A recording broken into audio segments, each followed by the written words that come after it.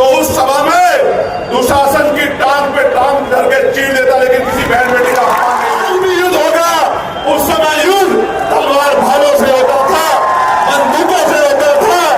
आज का युद्ध बटन दबा के होगा। वोट चुप होके नहीं बैठता, मेरा जो होता तो होता, लेकिन मैं दुर्योधन और दुशासन की टांग पे टांग धर के चीर देता, लेकिन द्रौपदी का अपमान नहीं। 2 दिन पहले आपने देखा होगा लोकसभा में आदरणीय वित्त मंत्री जी निर्मला सीतारमण जी ने जब मेरी लोकसभा के उठाए सवालों पे जवाब दिया तो उन्होंने मेरे बारे में कुछ टिप्पणी की। हालांकि वो टिप्पणी आपके संघर्ष को सम्मान देने की टिप्पणी थी, कोई क्रिटिसाइज करने की टिप्पणी नहीं थी, क्योंकि वो बड़ी हैं, मेरी मां के उम्र के बराबर हैं।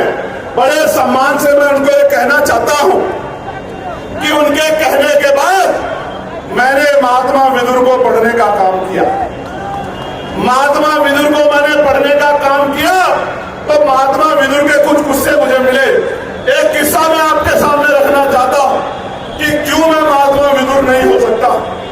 उसका कारण यह है कि एक बार महाकाव्य महाभारत में जब द्रौपदी का चीरहरण हो रहा था, दुर्योधन के इशारे पे दुशासन चीरहरण कर रहे थे, तो पूरी सभा बैठ के तमाशा देख रही थी।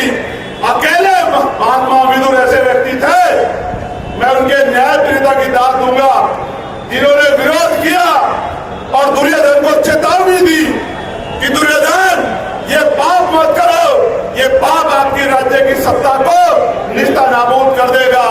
मैं इसलिए मानता हूं कि मैं और महात्मा विदुर में फर्क है, क्योंकि अगर मैं होता, बाबा साहब अम्बेडकर का अनुयायी अगर उस समय होता तो उस सभा में दुशासन की टांग पे टांग धर के चीर देता, लेकिन किसी बहन बेटी का अपमान नहीं होता। मैं चुप होके नहीं बैठता, मेरा जो होता तो होता, लेकिन मैं दुर्योधन और दुशासन की टांग पे टांग धर के चीर देता, लेकिन द्रौपदी का अपमान नहीं होता। ये फर्क है महात्मा विदुर में और मुझ में। जब मैंने उनको आगे पढ़ा तो मुझे पता लगा कि जब कौरवों और पांडवों में, महाकाव्य में जब मैंने पढ़ा कि कौरवों और पांडवों में जब बंटवारा होने लगा तो महात्मा विदुर ने प्रस्ताव दिया कि पांडवों को 5 गांव दे दो। दुर्योधन ने मना कर दिया, फिर युद्ध हुआ। आज भी ये युद्ध है।